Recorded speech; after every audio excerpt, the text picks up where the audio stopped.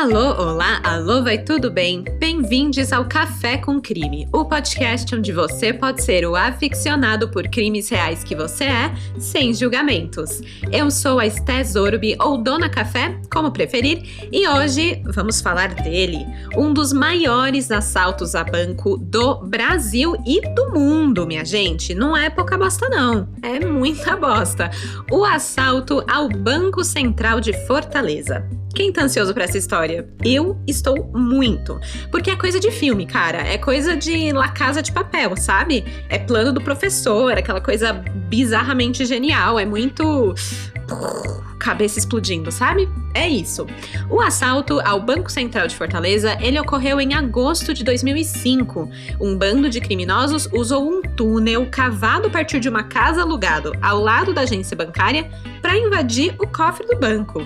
E, nisso tudo, eles acabaram furtando mais de 160 milhões de reais. E tudo isso sem ser notado, gente. Ninguém notou. Ninguém viu nada. A câmera não gravou nada. Foi tipo... como se o dinheiro tivesse evaporado, exceto que tinha um buraco enorme no chão do cofre, então... Enfim, até hoje a polícia não conseguiu recuperar a maior parte do dinheiro. Então é realmente assim, gente, coisa de filme, como eu falei. Esse caso foi uma indicação do crimiseiro @ZedBruno. Valeu pela sugestão. Esse caso, ele é ótimo, assim, então mandou muito enviando essa indicação. Bora matar saudades do merchan do Café com Crime que vocês não escutam faz uma semana? Vamos! O Café com Crime é um podcast independente, mas você pode ajudar ele a continuar de pé ao apoiar pela Orelo. Quem apoia ganha acesso a episódios exclusivos lá na Orelo e também ao grupo do WhatsApp, além de ganhar o meu coração, né? É a parte mais importante. Bem, é isso, gente. Apoiem pela Orelo se puder. Se não puder apoiar, só de você escutar na Orelo, vocês já estão me ajudando, porque a Orelo é a única plataforma que paga os podcasters a cada play. É claro, né? É pouca coisa, uns centavinhos aqui e ali, mas no fim do mês faz diferença. Então, escutem pela Orelo. Eu vou deixar o link aqui na descrição do episódio. É só entrar lá, baixar o aplicativo, apoiar, escutar por lá. E é nóis, gente. Obrigada por todos que já são crimezeiros oficiais dessa causa que é o Café com Crime. E com isso, bora começar do começo?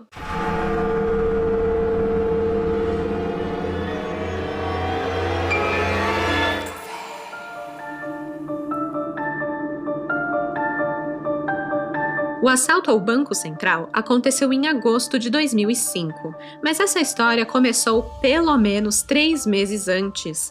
A ideia nasceu em Fortaleza de um papo descontraído entre Antônio Jussivan dos Santos, codinome Alemão, e Deusimar Neves Queiroz, o Gordinho. Alemão era um ladrão cearense experiente que tinha acabado de retornar ao seu estado de origem. Ele largou Brasília, onde ele estava antes, pois ele tinha fracassado na tentativa de roubo à Confederal Vigilância e Transporte de Valores. Ele se mudou para Fortaleza com a intenção de furtar uma transportadora, só que ele não queria errar de novo, ele estava cauteloso. Mas aí, os seus planos mudaram completamente depois dessa conversa que ele teve com o amigo Deusimar. Isso porque o Gordinho, um ex-vigilante de empresas de segurança, desafiou o amigo perguntando, abre aspas, "Você vai assaltar? Então por que não assalta o Banco Central?" Fecha aspas. Não existia nada mais desafiador do que isso. E Alemão era o tipo de cara que gostava de um desafio, sabe? Ele ficou atraído pela ideia. Mas faltava saber como realizar esse assalto sem falhar. E para isso, o Deusimar tinha a resposta. Acontece que ele ficou sabendo por fontes confiáveis que no interior da caixa forte do Banco Central havia notas velhas e não rastreáveis. Só tinham 2 coisas que o banco poderia fazer com essas notas: trituração ou retorno aos bancos. Enquanto não decidiam, as cédulas usadas ficavam armazenadas juntas, num bloco, separadas das notas novas e rastreáveis. A informação era quente. O Deusimar garantiu que o seu informante era funcionário do próprio Banco Central do Brasil em Fortaleza. Era colega de Deusimar. O seu nome era Edilson dos Santos Vieira, conhecido como 10. O funcionário do banco contou a Deusimar que tinha o costume de acessar o interior do cofre, ajudando a carregar malotes de dinheiro que chegavam para dentro e para fora. E aí que tá um erro, né? Porque no Caixa Forte, só funcionários graduados da instituição poderiam entrar. O correto é que os vigilantes, como o 10, ajudassem a pegar os malotes do carro forte e deixassem na porta, não deveriam entrar. A partir daquele ponto, os funcionários da instituição que deveriam pegar o dinheiro e pôr para dentro. Mas, claro, o banco achou mais conveniente os vigilantes do carro forte fazerem isso. A preguiça, né? O famoso, aproveita que você tá aí, já põe lá dentro para mim. E ó no que deu, né? Com isso, o 10 ganhou a confiança dos chefes do banco e passou a andar por dentro da Caixa Forte e a conhecer cada detalhe que tinha lá dentro. E o cara era fofoqueiro, viu? Ele ficava de ouvido nas conversas dos funcionários só para contar tudo pro Deusimar depois. Numa dessas foi que ele escutou que parte do dinheiro não é rastreada, muitas cédulas são destruídas e o que retorna aos bancos é mantido em uma região do cofre sem tanto controle assim. Também descobriu que as câmeras de segurança não gravavam, apenas filmavam em tempo real. E mais, há um ponto cego no sistema e o recurso do zoom não existia. Então, identificar um rosto era basicamente impossível. E ele não só ficou de ouvido aberto não, como de olhos abertos também. 10 era observador. Ele ficou de olho nas brechas do sistema de segurança, confirmando tudo o que ouviu e repassou as informações para o colega, Deusimar, que viu aí a oportunidade de fazer um assalto. E aí compartilhou todas as informações privilegiadas com o ladrão alemão. E foi aí que o plano começou a ser montado. O que antes parecia um desafio, uma provocação que surgiu numa conversa de bar entre alemão e Deusimar, agora passou a parecer um negócio que realmente daria futuro. Aí o papo começou a ficar sério. O alemão queria ver o interior do cofre antes de apostar tudo nesse plano maluco de assaltar o Banco Central de Fortaleza. Pois bem, o 10 providenciou. O cara não deixava na mão, né? Quer dizer, não deixava os ladrões na mão, só o banco mesmo.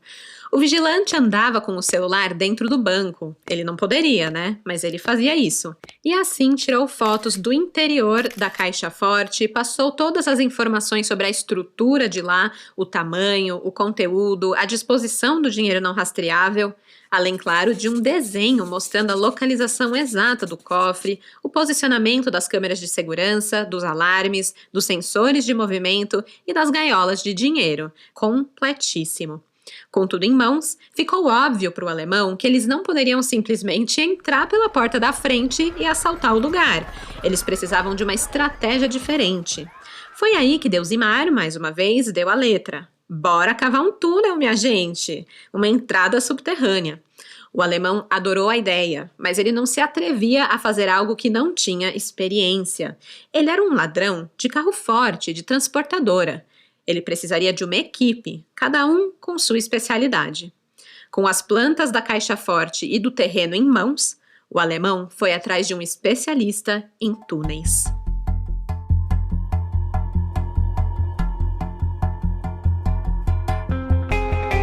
Como cavar um túnel? Como driblar as redes fluviais sob casas e asfalto?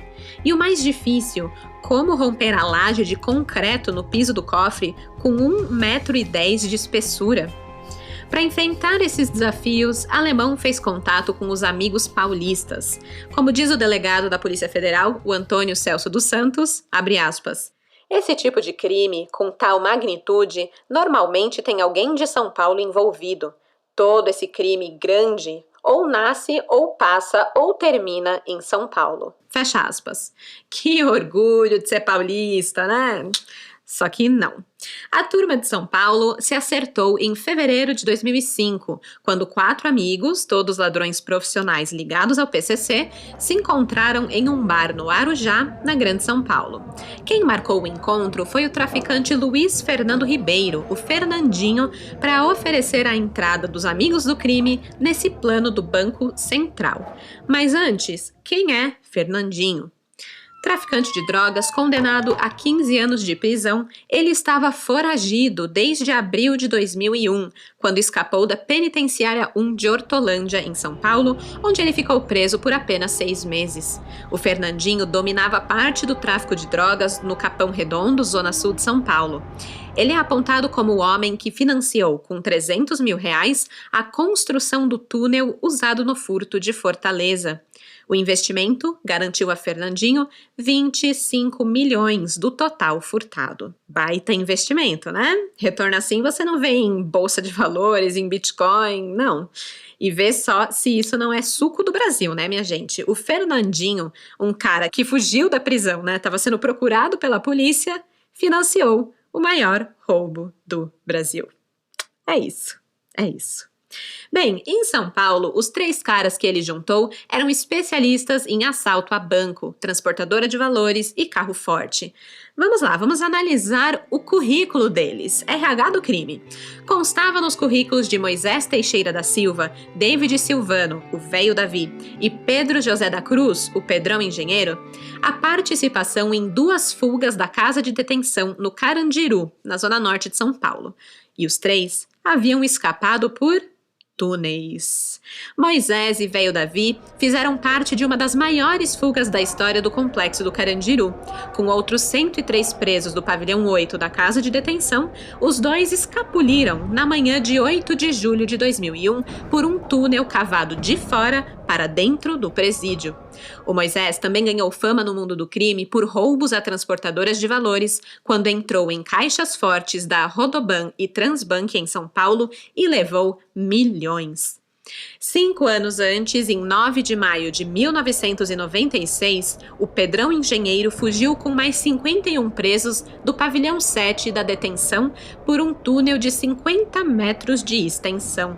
As passagens cavadas no Carandiru em 1996 e 2001 tinham iluminação, sistema de ventilação e eram escoradas com tábuas de madeira para evitar desmoronamentos, uma técnica que esses especialistas levariam para o túnel em Fortaleza. A reunião do bar em Arujá tinha um propósito. Claro, convidar os caras a participarem desse plano maluco. Mas o Fernandinho já sabia que eles aceitariam. Quem diria não, né? Por isso, o objetivo da reunião era de apresentar o plano ao engenheiro, ao Pedrão. O Pedrão viajou à capital cearense para avaliar pessoalmente as esquinas do Banco Central. Ele fez o levantamento no cruzamento da Avenida Dom Manuel com Heráclito Graça, o local da instituição no centro de Fortaleza. E a conclusão dele foi essa, abre aspas, dá para fazer. Quanto mais perto vocês conseguirem uma casa aqui, melhor, porque o túnel vai ser menor. Fecha aspas. Ao procurar o local perfeito para começar o túnel, a quadrilha ainda tentou alugar um imóvel a poucos metros do banco, mas não conseguiu. Aí começaram a pensar num plano B. E se acessassem o cofre pela rede de águas fluviais? Não. O Pedrão Engenheiro vetou a ideia, não dava. E aí continuaram a busca por uma casa, né, ali na região, e em maio de 2005, 3 meses antes do crime, a quadrilha conseguiu alugar um imóvel a 100 metros do banco, na rua 25 de março, número 1071. O Pedrão definiu que seria melhor passar por baixo, né, o túnel, mas ele já deu um recado. Vai sair muita terra e alguém pode desconfiar. Eles precisavam de um caó, né? Precisavam de um álibi, de uma fachada para que esse plano funcionasse. E aí veio a ideia de montar uma empresa de grama sintética. Foi essa a saída escolhida para mascarar a construção do túnel. A ideia foi de Jorge Luiz da Silva, o mineiro. Porque, né, o raciocínio foi, grama mexe com terra.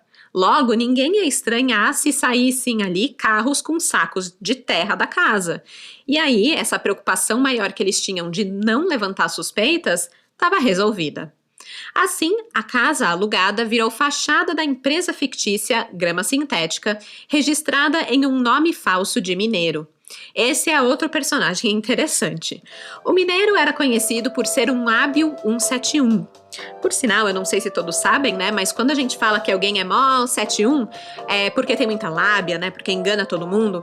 Isso é uma referência ao artigo do Código Penal 171, que define o crime de estelionato. Pois é, o mineiro era estelionatário e resolveu que ficaria como o testa de ferro do negócio fake que eles criaram. Ele seria o gerente, o dono da grama sintética.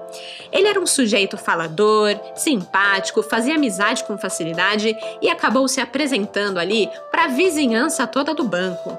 Para a empresa ficar fidedigna, né, parecer algo realmente de verdade, o mineiro confeccionou camisetas e bonés com a logomarca do negócio e distribuiu na vizinhança. Assim, ninguém suspeitava de nada. Era a empresa daquele cara simpático, sabe? Imagina, eu tô pensando agora, a galera que ganhou esses bonés, essas camisetas, né, com o logo da grama sintética, virou tipo artigo de colecionador, né? Colecionador crimiseiro, assim. Será que tem alguém vendendo no Mercado Livre as camisetas e os bonés usados pelos ladrões da grama sintética? No caso do Banco Central? Não sei, vou pesquisar depois, fiquei curiosa. Mas enfim, né, gente? As ideias. Com o escritório de fachada montado em uma casa a menos de 100 metros do banco, o túnel começou a ser cavado nos fundos da propriedade. A conclusão levou menos de 3 meses. A escavação foi feita em maio e junho de 2005. Mas isso não quer dizer que o trabalho foi fácil, né? Apenas que os bandidos foram ágeis. Afinal, eles já tinham cavado muitos túneis para fugir de presídio e praticar outros furtos, né? Fichinha, só mais um. O túnel tinha 78 metros de comprimento. Ele atravessava a Avenida Dom Manuel, que é uma das avenidas mais movimentadas do centro de Fortaleza. Ele foi revestido com uma lona e inteiramente escorado com vigas de madeira para evitar desabamentos. O buraco contava com um sistema de ar-condicionado e iluminação elétrica. Era negócio chique. Melhor que a minha casa, gente. Eu não tô suportando o calor de São Paulo, que tá batendo 32, 33 graus. E assim, eu só queria um ar-condicionado, cara, pra poder dormir em paz. Porque agora eu tenho que dormir com a janela aberta, aí entra pernilongo, aí eu não consigo dormir, aí eu fecho a janela, aí eu morro de calor. Eu só queria um ar-condicionado, sabe? E o túnel dos ladrões tem e eu não. Ó vida, né? Ó vida. Para fazer essa obra quase que monumental, os criminosos contaram com as plantas subterrâneas do local, além de possuírem conhecimentos de engenharia, elétrica e hidrogeologia. Os caras não estavam para brincadeira, eram especialistas mesmo. Tirar a terra também era um puta de um perrengue. Eles precisavam colocar em sacos, empurrar ou puxar pelo túnel até o buraco que saía na casa. O buraco era feito no piso de taco da sala. Para entrar ou sair dele, era preciso subir uma escadinha de 3 metros. E tudo isso com sacos pesadíssimos de terra, só para lembrar. Os caras devem ter saído dessa escavação bombados, né? Melhor que qualquer academia, nem whey, nem personal trainer, deviam estar no grau. Enquanto alguns sacos eram levados para fora e despejados em algum lugar aí pelo mundão, era tanta, mas tanta terra que não dava para ficar saindo por aí com ela. Principalmente porque eles não queriam chamar atenção. E até para uma empresa de grama, era terra demais. Então, outros sacos retirados do túnel eram postos incômodos no interior da casa com paredes falsas. Doideira, né? Mas esse não foi o único perrengue que eles passaram. Quando eles já tinham cavado 60 metros de túnel, ou seja, estavam quase lá, gente, quase no finalzinho, eles deram de cara com uma rede de esgoto. Eles tiveram que contornar. E para isso, cavaram 70 centímetros para cima, elevando o nível da base do túnel. Com isso, o túnel ficou mais próximo da superfície, né, do asfalto, onde passavam carros, onde as pessoas andavam. E isso era um problema, pois o tráfego de carros da avenida acabava vibrando tudo lá embaixo, caía terra adoidado na cabeça dos ladrões e parecia que tudo ia ceder. Então, para melhorar a estabilidade, foram usados 4 segmentos de tubo de aço. Aí segurou bem e eles seguiram com o plano. Finalmente, em junho de 2005, eles chegaram na saída, na caixa forte que comportava bilhões de reais. A caixa forte tinha 500 metros quadrados e as paredes de 2 metros de espessura eram revestidas de concreto e malha de aço.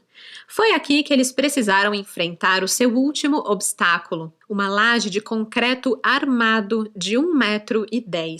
Chegando nesse paredão, eles desenharam um X no teto do túnel e deram início à segunda parte das escavações, dessa vez com uma máquina especial. Eles tinham o receio de que uma perfuração desajeitada pudesse acionar os sensores de impacto do cofre. Por isso, o grupo utilizou uma serra portátil circular elétrica com disco diamantado auxiliado por furadeira elétrica manual. A serra foi importada de Israel. Isso porque o concreto era especial e os equipamentos mais comuns no Brasil não furavam, não conseguiam atravessar ele. Então o negócio que eles conseguiram, essa serra, cara, tinha dentes de diamante, cortava qualquer coisa como se fosse isopor, incluindo esse paredão de concreto armado. Assim, a quadrilha conseguiu romper o concreto e entrar na caixa forte do Banco Central por volta das 9 horas da noite de sexta-feira, dia 5 de agosto de 2005.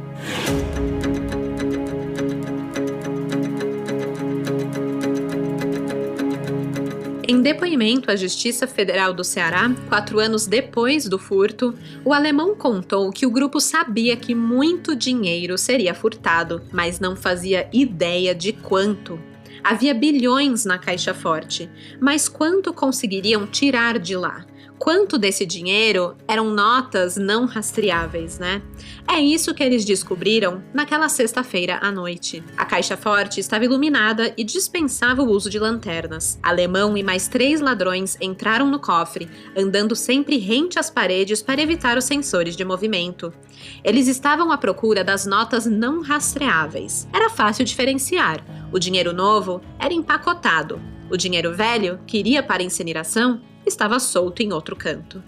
O dinheiro vivo levado era composto por cédulas de 50. E, gente, foi nota pra caramba.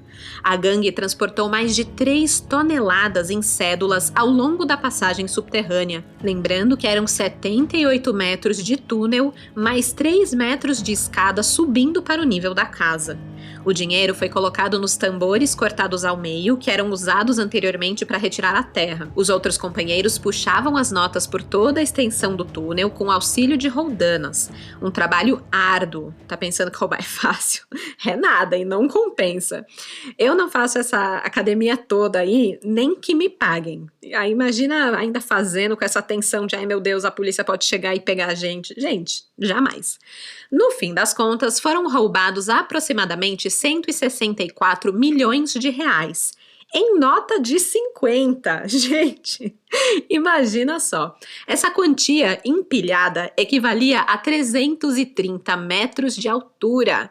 Se você empilha isso, uma em cima da outra, seria um prédio com quase o dobro da altura do maior edifício de São Paulo, o Mirante do Vale. Um prédio de 51 andares. A retirada das cédulas teve início às 10 horas da noite e foi concluída somente lá pelas 6 da manhã do dia seguinte, dia 6 de agosto. A decisão de cessar a retirada do dinheiro foi conjunta, não foi porque o dinheiro lá dentro acabou, ainda tinha mais, mas falaram, cara, acho que já deu, né?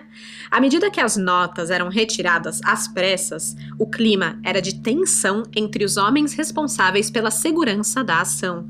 2 ladrões armados dentro da casa e 4 do lado de fora, nas ruas ao entorno ali do banco, eles estavam posicionados com a ordem de apertar o gatilho caso fosse necessário. Por isso, quanto antes parassem, menos chances teriam de ter que apertar o gatilho e correr ali risco de vida. No sábado, às 6 da manhã, foi então que falaram, beleza, acho que já temos grana o suficiente, e pararam o furto. Incrivelmente, apesar de o local onde era armazenado dinheiro contar com câmera e sensor de movimento e tudo e tal, nenhuma imagem ou alarme foi acionado na operação. A quadrilha passou ilesa. O assalto ao Banco Central de Fortaleza tinha sido um sucesso, Pelo menos até aqui. De agora em diante, ia ser a fuga. Seria cada um por si e a polícia atrás de todos. E foi então que os problemas da quadrilha começaram.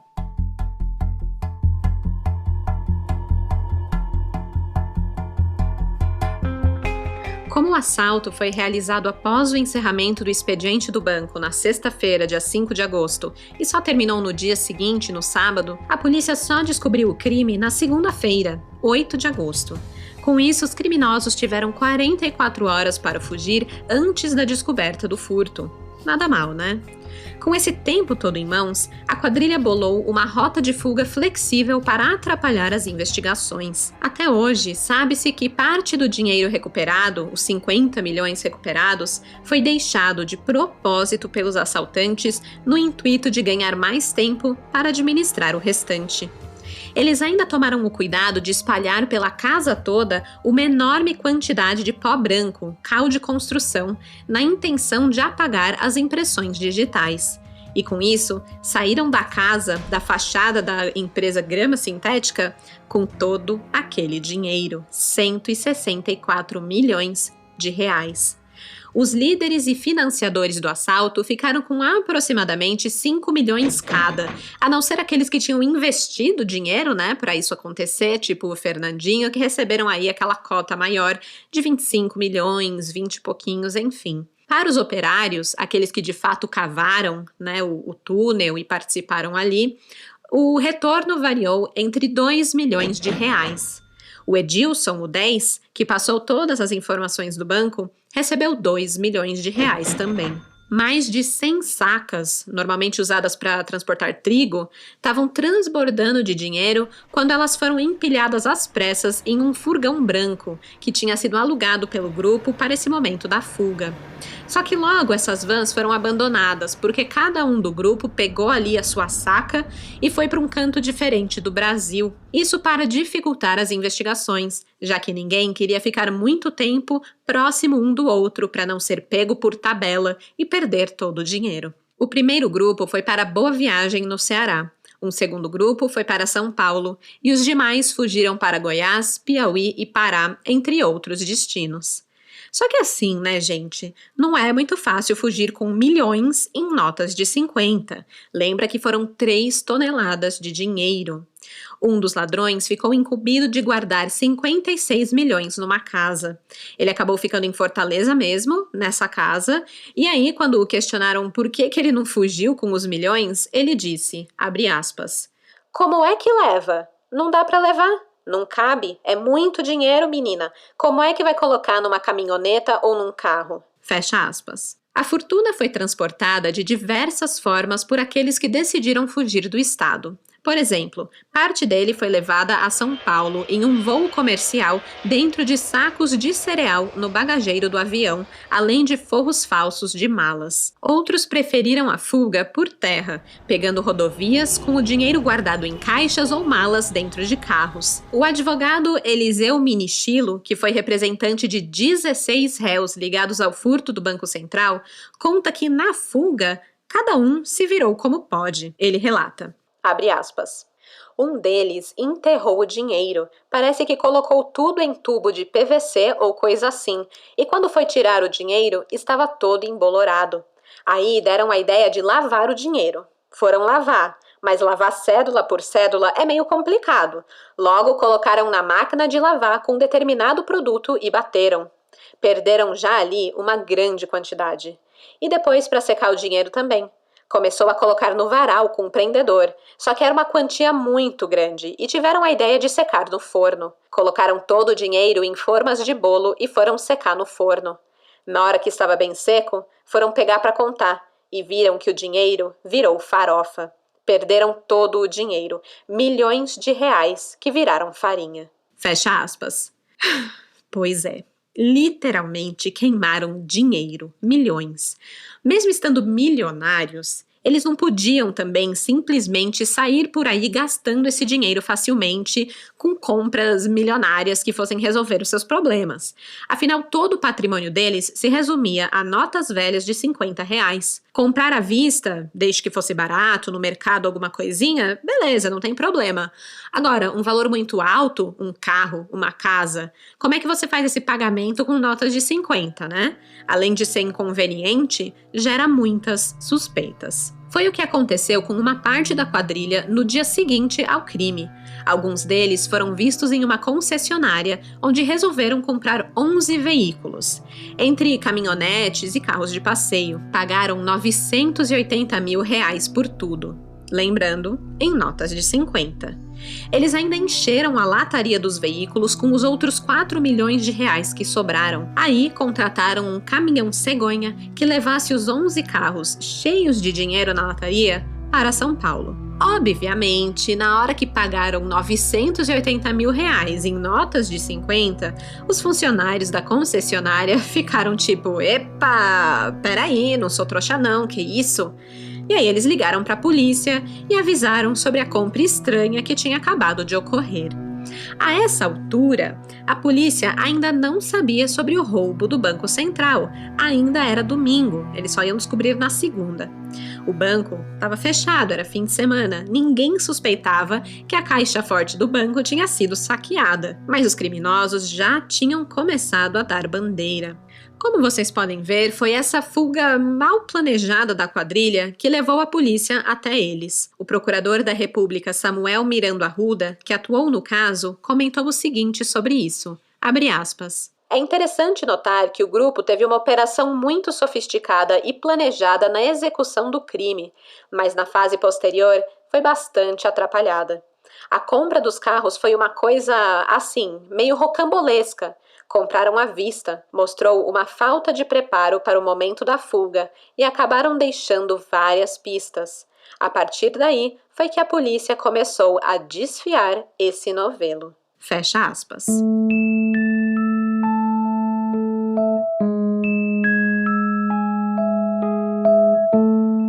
Dois dias depois da fuga dos assaltantes, a investigação começa.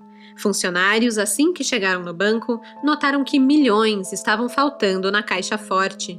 E ali, no meio do cofre, um buraco. Um túnel.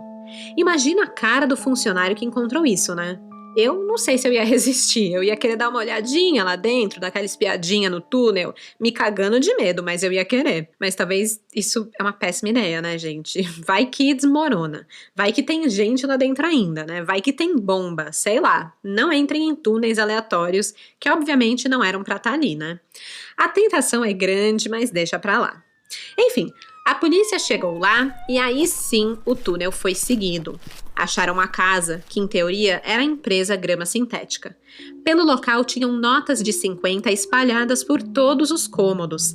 Maços de dinheiro e notas soltas se misturavam à sujeira do local, com marcas de terra e garrafas de Gatorade por todos os cantos.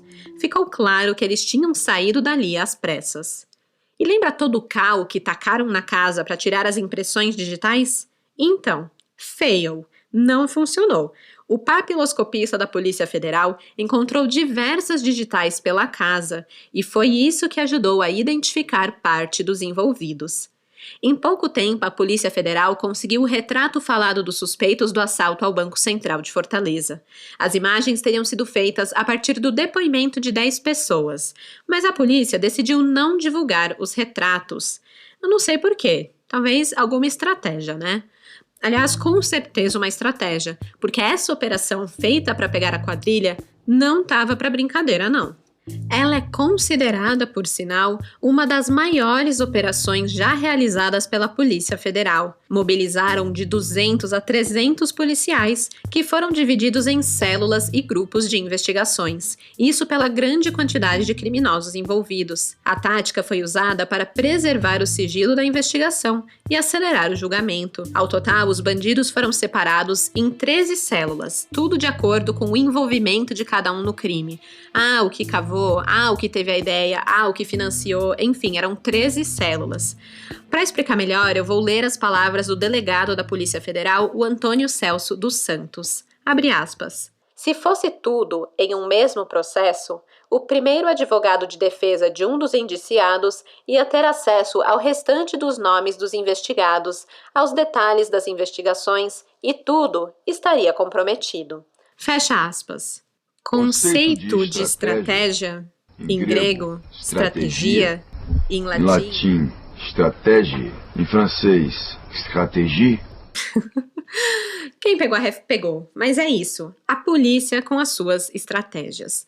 Durante a investigação, na verdade 4 dias após a descoberta do furto, a polícia conseguiu realizar a primeira apreensão de dinheiro. Foi a do caminhão cegonha que ia em direção a São Paulo. Aquela galera lá que comprou 11 carros e levantou suspeitas, né? Pois bem, os federais já sabiam que a carreta, com uma boa quantidade de dinheiro, estava a caminho do Sudeste. Só que eles não sabiam, no entanto, a localização exata do veículo. Enquanto a polícia tentava rastrear o caminhão, fazia um monte de manobras ali para tentar descobrir onde que estava, o motorista da carreta estava bem preocupado. E ele tinha suas razões. Primeiro porque o chefe dele, o José Charles Machado de Moraes, que era sócio da transportadora, nunca havia viajado com ele, mesmo em caso de entregas distantes com veículos caros. Agora, porém, o José Charles estava ali, no banco do carona, com cara de preocupado e sem tirar o celular da mão. Mais do que isso, ele pedia toda hora por paradas constantes, onde ele aproveitava para ir a orelhões, onde ficava em conversas demoradas. Tudo muito estranho. Para piorar, em uma dessas paradas aí no meio do caminho, o motorista notou que notas de R$50 estavam saltando dos estofados e da lataria de alguns carros da cegonha. E mais, né? A notícia do mega furto em Fortaleza já tinha virado assim. Era só o que se falava na televisão. Então ele estava desconfiado que essas notas aí tinham vindo lá do Banco Central. E ele, que não tinha nada a ver com nada, ia se meter na maior encrenca por dirigir aquele caminhão. Pensando nisso, quando o motorista e o seu chefe estavam na BR-140, na altura da cidade de Sete Lagoas, em Minas Gerais, o condutor fez uma manobra brusca, surpreendeu o chefe que estava lá no banco do passageiro e ele jogou o caminhão para dentro de um posto da Polícia Rodoviária Federal. Aos agentes da base, ele disse que era melhor eles olharem se tinha algo de errado com o que ele estava transportando, e ainda lançou que achava que o seu patrão tinha algo a dizer. E foi assim que José Charles acabou preso em flagrante com o dinheiro do roubo. Também teve um outro lance no aeroporto Pinto Martins, em Fortaleza. Foi onde surgiu outra pista. No balcão da TAM, foi informado que 7 pessoas compraram passagens com dinheiro vivo e embarcaram no voo 3.300 com destino a São Paulo, no mesmo final de semana do furto. O grupo havia sido o único a pagar os tickets à vista com notas de 50.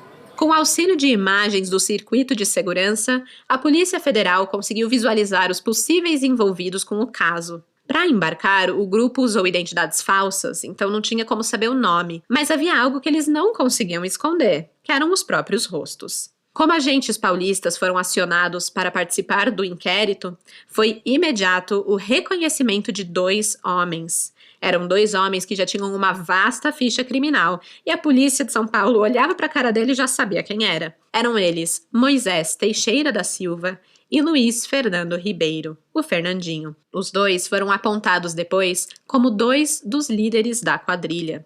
O golpe mais duro contra os assaltantes ocorreu 54 dias depois do crime, em 29 de setembro de 2005, e contou com auxílio de um grampo. Acontece que na varredura que eles fizeram na casa base dos bandidos, a casa que tinha o túnel, os agentes encontraram um cartão de celular pré-pago.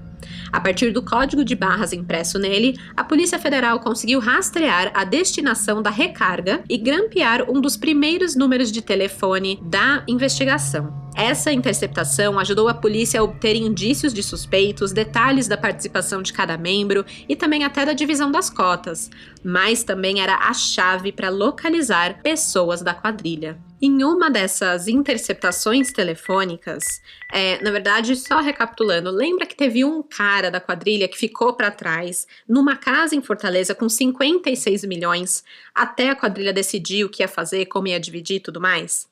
Pois bem, vamos lá. O dono dessa casa onde ele ficou se chamava Antônio Edmar Bezerra. tá? Ele tinha essa casa lá em Mondubim, Fortaleza. E aí, esse cara, o Antônio, falou para a namorada pelo celular que precisava comprar com urgência 1 quilo de elásticos em uma papelaria e levar para o local da casa. E a ligação sendo interceptada pela polícia.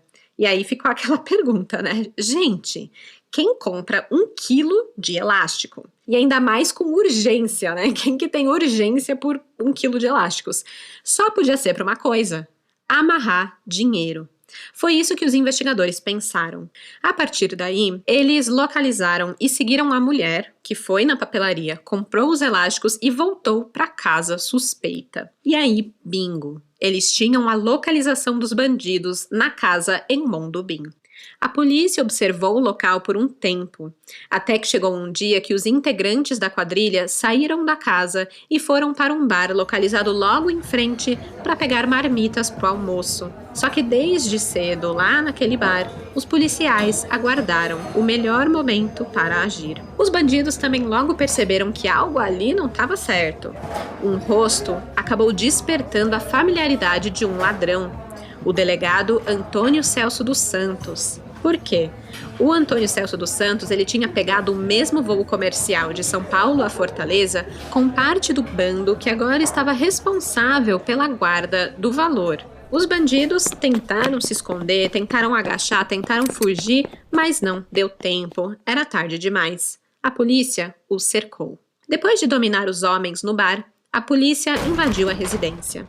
Em 20 sacos, encontraram mais de 12 milhões de reais do Banco Central. A quadrilha havia virado à noite contando o dinheiro e separando as cédulas para as cotas de cada um, mas não contavam com a antecipação dos agentes. Parte desse valor também estava no interior de um guarda-roupa e em caixas de isopor enterradas sob o piso de um dos quartos. Esse foi o maior valor apreendido de uma só vez pela polícia nesse caso. Mas não parou por aí. Em agosto de 2006, uma descoberta inusitada aconteceu. Alguns meninos estavam jogando bola em uma rua do Conjunto Santa Catarina, na zona norte de Natal, quando pularam o muro de uma casa para recuperar a bola que havia caído lá. No terreno, encontraram uma mala semi-enterrada, onde estavam 418 mil reais em notas de 50. A Polícia Federal depois confirmou que esse dinheiro de fato pertencia ao Banco Central e poderia pertencer a um dos membros da quadrilha, que de alguma forma tinham ido parar lá em Natal. E aí eu fiquei me perguntando, né? Se você acha uma mala dessas, primeiro que eu vejo mala, eu já acho que tem corpo dentro, né? Eu nunca vou imaginar que tem dinheiro. Mas se você acha uma mala dessas com grana assim, o que você faz? Você pega ali a notinha de 50? Ou você deixa tudo lá, né?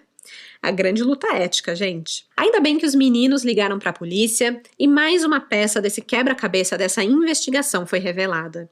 Imagina todos os planos do professor de La Casa de Papel serem comprometidos porque uma bola caiu no quintal errado. Gente, são sempre os pequenos detalhes assim que acabam com tudo, né? Aquelas coisas que você nunca vai prever, que você nunca vai imaginar. É isso que dá ruim. Bem, a investigação terminou com 122 presos e cerca de 50 milhões de reais recuperados de um total de 164 milhões que foram roubados. Segundo o delegado Antônio Celso, responsável pelo inquérito, o crime é o segundo maior roubo já registrado no mundo, pelo menos na época em que ele aconteceu. Ele diz, abre aspas, "É muito difícil que possamos recuperar mais dinheiro. Quanto mais tempo passa, mais difícil é recuperar, porque o bem levado é bastante volátil. É dinheiro vivo. Quando falamos em 50 milhões de reais, de um total de 164 milhões, as pessoas acham que é pouco. Mas diante do que isso representa em valores, é uma das maiores apreensões que a Polícia Federal fez em todos os tempos." Fecha aspas. Dos cerca de 50 milhões recuperados pela polícia, 20 milhões foram em espécie e o restante por bens confiscados. O mais interessante e talvez o mais triste é que quase a mesma quantia, por volta de 30 milhões de reais, foi parar nas mãos da banda corrupta de policiais estaduais ou de bandidos comuns que sequestraram e atacaram os ladrões do Banco Central e os seus familiares para arrancar deles alguns milhões.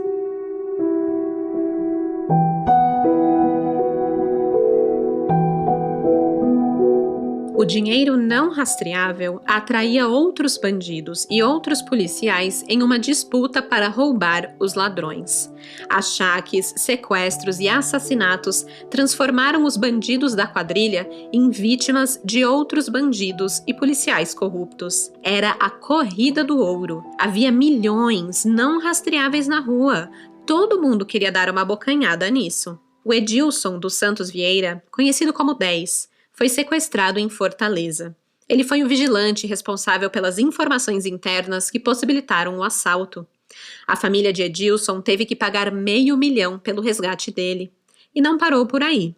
O irmão do vigilante, chamado Edmilson, acabou sendo sequestrado pela mesma quadrilha que atacou o Edilson. A família novamente pagou pelo resgate, dessa vez R$123 mil.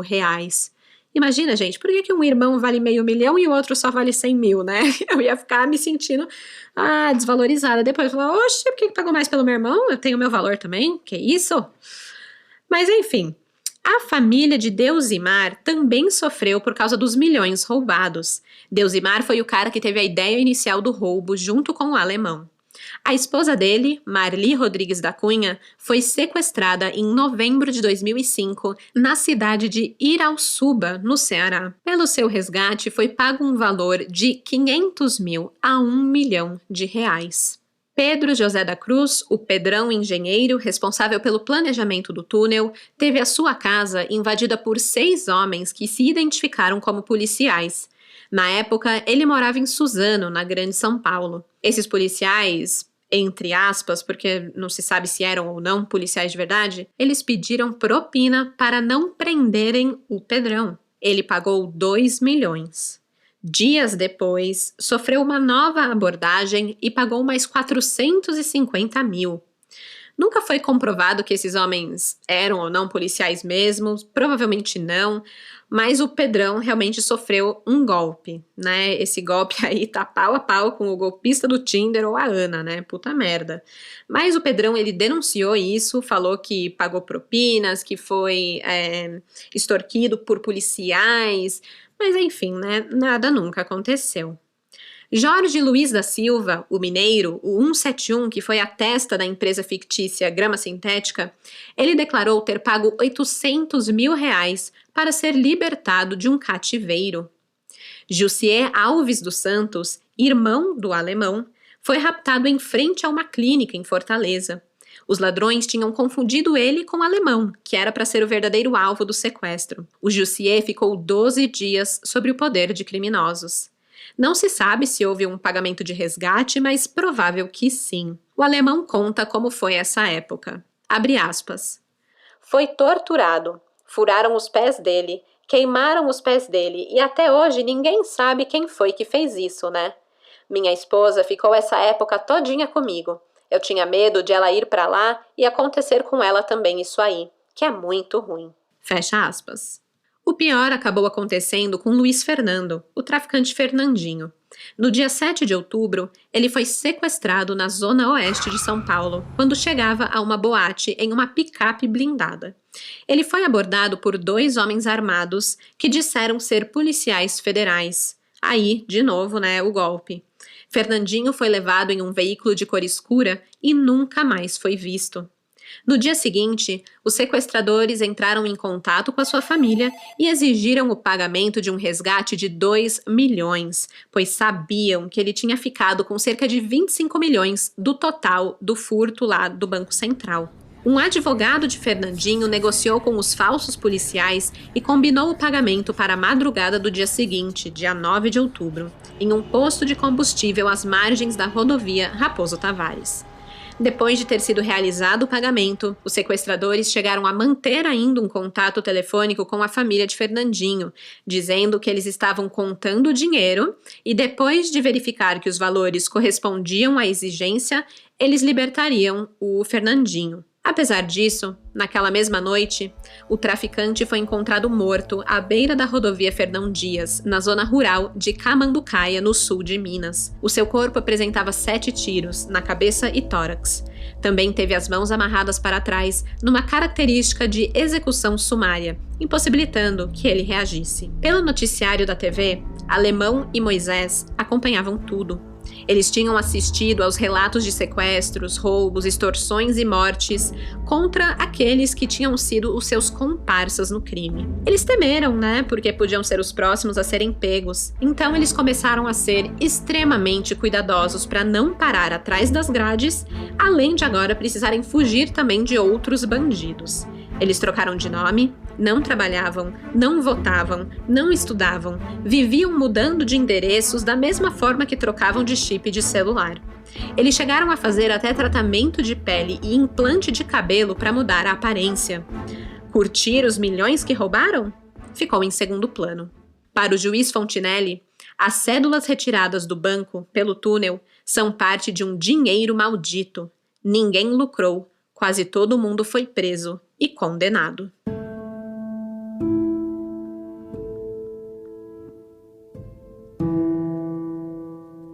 A investigação resultou em 28 ações penais e 129 denunciados na Justiça Federal do Ceará.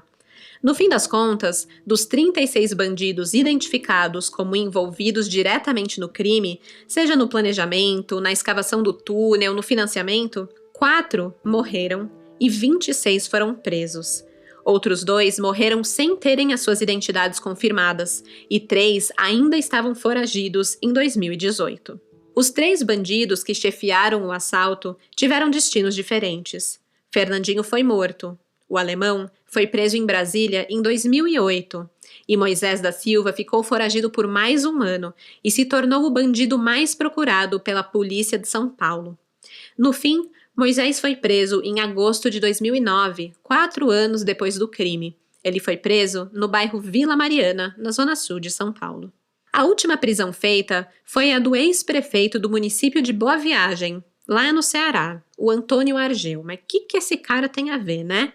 Pois bem, ele teria dado 100 mil à quadrilha para financiar a escavação do túnel e por essa participação teria recebido 4 milhões do dinheiro roubado. A Polícia Federal chegou até ele porque detectou um aumento repentino de patrimônio nos 2 anos seguintes ao crime, principalmente com a aquisição de propriedades rurais na sua cidade natal em nome de laranjas. Com isso, o ex-prefeito foi surpreendido pela polícia no aeroporto de Fortaleza quando voltava de uma viagem a Brasília. Ele respondeu a parte do processo em liberdade, tendo sido condenado a 18 anos após recurso. Ele foi condenado por furto qualificado, formação de quadrilha e lavagem de dinheiro. Hoje, o ex-prefeito de Boa Viagem, o Antônio Argeu, está solto. O Moisés pegou 17 anos de prisão. O Pedrão, o engenheiro, foi condenado a 25 anos sob acusações de furto, formação de quadrilha e uso de documento falso. Pelas mesmas razões, Velho Davi, que também participou diretamente das escavações e era ligado à ala paulista da quadrilha, acabou condenado a 17 anos e 6 meses de prisão. Deusimar Neves de Queiroz acabou condenado por envolvimento com a quadrilha, pelo furto e por ter lavado o dinheiro conseguido ilegalmente. Pegou 25 anos e 6 meses. Jorge Luiz da Silva, o 171 mineiro da quadrilha, foi condenado a 50 anos de prisão pelo crime, mas a sua pena foi reduzida para 19 anos. Somadas todas as penas de todos os envolvidos, a gente tem um total de 2.452 anos, considerando as sentenças da primeira instância. Só que esse número acabou caindo pela metade. Ficou em 1.038 anos. Muitas penas foram reduzidas de forma absurda, grandemente. A pena da irmã de Alemão, a Gleice, que também participou do crime, a pena inicial dela foi de 160 anos e acabou caindo para 15 anos. Atualmente, pelo menos 82 réus estão em liberdade, seja porque já cumpriram o tempo de punição estipulado ou porque receberam o direito de aguardar os seus recursos em liberdade. Então, é isso. Basicamente, todo mundo que cometeu esse crime lá em 2005, hoje já está solto. Pelo menos por esse crime, né? Porque os caras não paravam de pensar de cometer crimes, era como respirar para eles.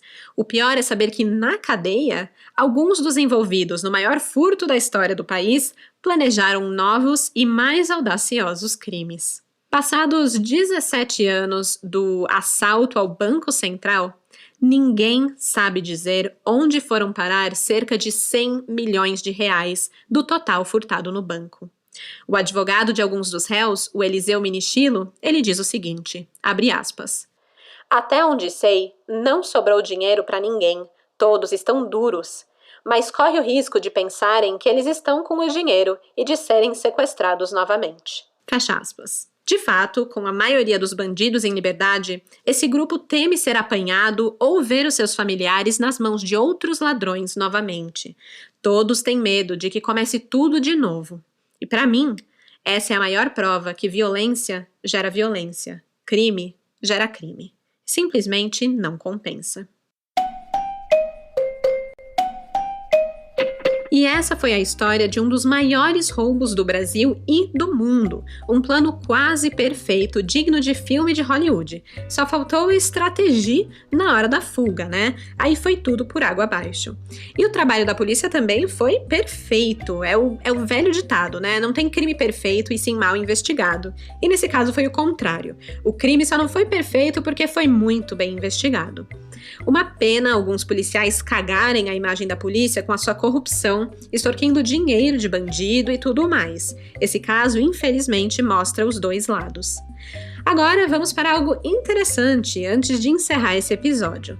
Cadê os crimezeiros de Fortaleza? Meus queridos, vocês precisam fazer um tour na rua 25 de março. Tour Crimezeiro versão Fortaleza. É nesse endereço que ficava a casa alugada pelos bandidos para cavarem o túnel até o banco. A casa mudou um pouco. Ela deixou de ser verde e hoje é branca com detalhes em azul.